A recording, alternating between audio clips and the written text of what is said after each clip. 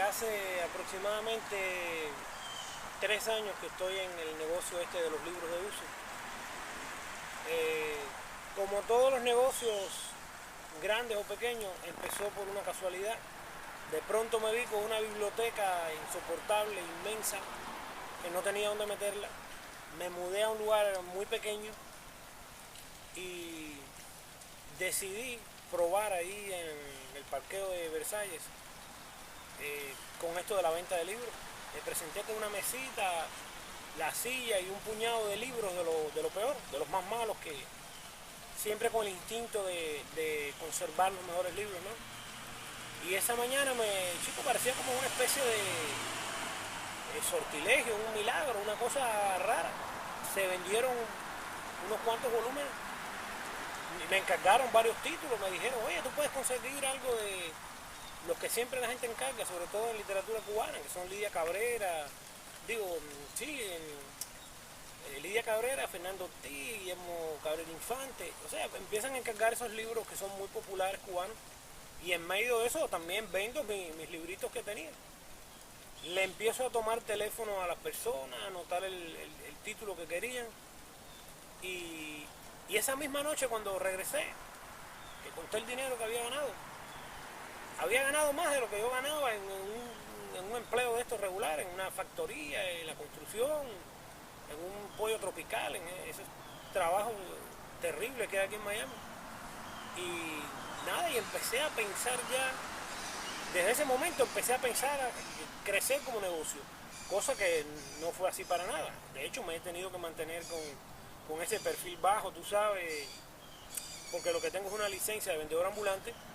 La licencia no permite que tengas una carpa, ni permite tampoco que pongas grandes anuncios, e incluso la licencia exige que el vendedor se esté moviendo constantemente, cosa que yo no hago, pero es una de las cosas que exige la licencia.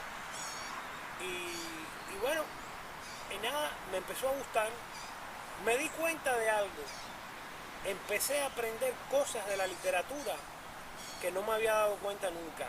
Esas cosas raras de la literatura, por ejemplo, por qué un libro es un éxito de venta y por qué un libro no lo compra nadie, que influye desde la carátula del libro hasta el título de la obra, obviamente el autor, porque hay autores, por ejemplo, que no salen nunca. Yo tengo libros que desde que empecé a vender los libros, no voy a decir nombres, desde que empecé a vender los libros hace 3 años, esos títulos ahí no se venden. Llega un título que lo traigo hoy y ese mismo día se vende.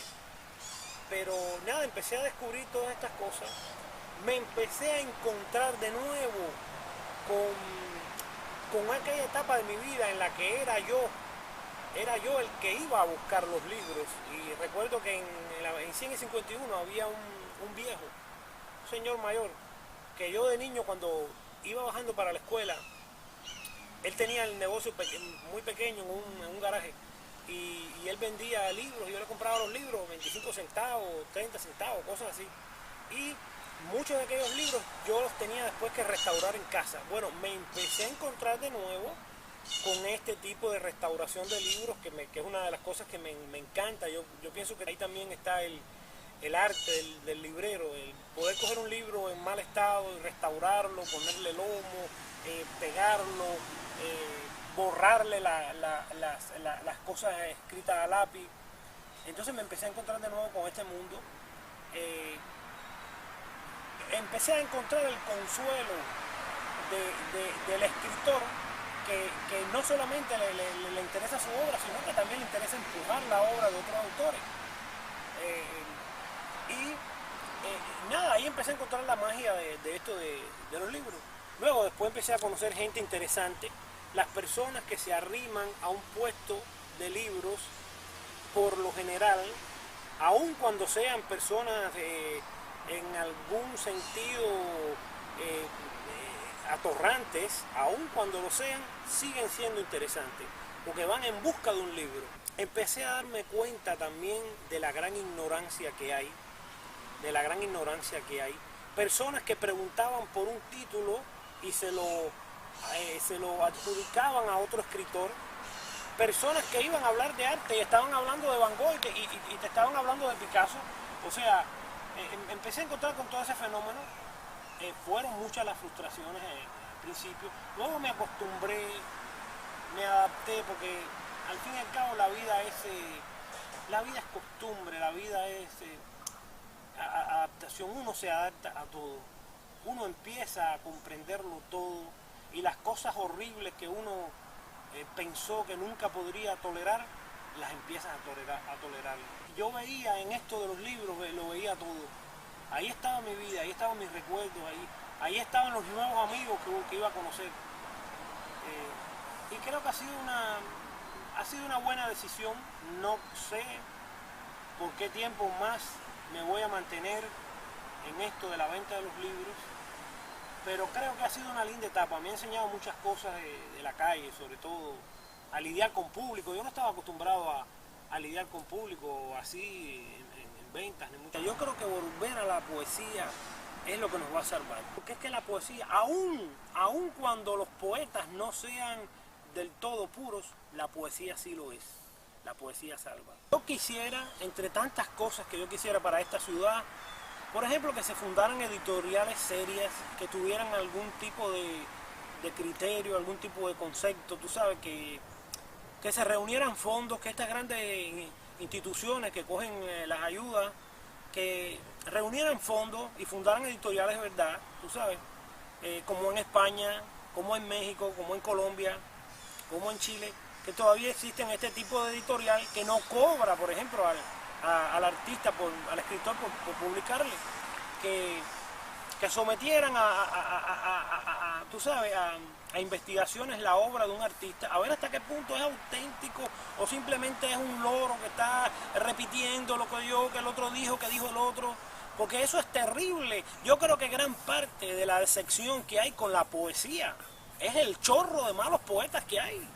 Da pena, tú sabes, da pena acercarse a la gente y que te digan que es un poeta, y cuando tú empiezas a leer la obra tú te das cuenta que ahí no hay nada, no lo logras entender, ni desde el principio ni el final. Y lo lees y lo relees buscando, a lo mejor hay un mensaje oculto aquí, cifrado, a través de todo esto. Y mientras más lo lees, menos encuentras, lo que quiere decir que es un vacío total. Entonces, esto ha hecho que la gente se decepcione con la poesía. Claro, cuando digo que hay que volver a la poesía, también creo que hay que volver a una poesía evolucionada, a una poesía refinada, a una poesía pura, que es lo que escasea, que es lo que deja el mal sabor en los lectores. Cuando digo que son loros que repiten, no me refiero a repetir en sí ideas, porque hay veces las ideas se repiten pero de otra manera. Por ejemplo, Álvarez Bravo dice, comprender que poseer y perder son designios de Dios, es una idea. Casi lo mismo, pero de otra manera, lo dice Roberto Valero en su libro, El destino final de todo anillo es quedarse sin dedo. O sea, las ideas a veces se parecen o son casi las mismas, pero lo que pasa es que la manera en la que las replanteamos es la que tiene que ser novedosa, candorosa. Ahí yo creo que está el meollo del asunto. Lo otro que me gustaría decirte es sobre las galerías de arte. Las galerías, muchas no son serias. Cuando una galería te dice, te voy a cobrar la pared, me das $200 y expones tus cuadros, si los vendes bien y si no también. Esa galería no es una galería que a mí por lo menos me atrae.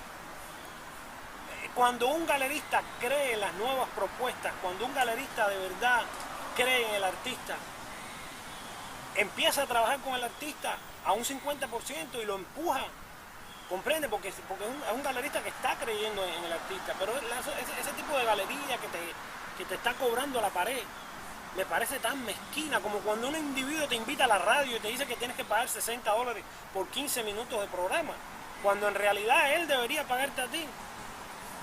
Esas son las cosas que hay que solucionar aquí en Miami, esas son las cosas que hay que trabajar aquí, tú sabes. Y hay mucha gente con la que hay que hablar y decirle que acaben de entenderse con los artistas, que acaben de darle 1% del GRAM, que los acaben de apoyar.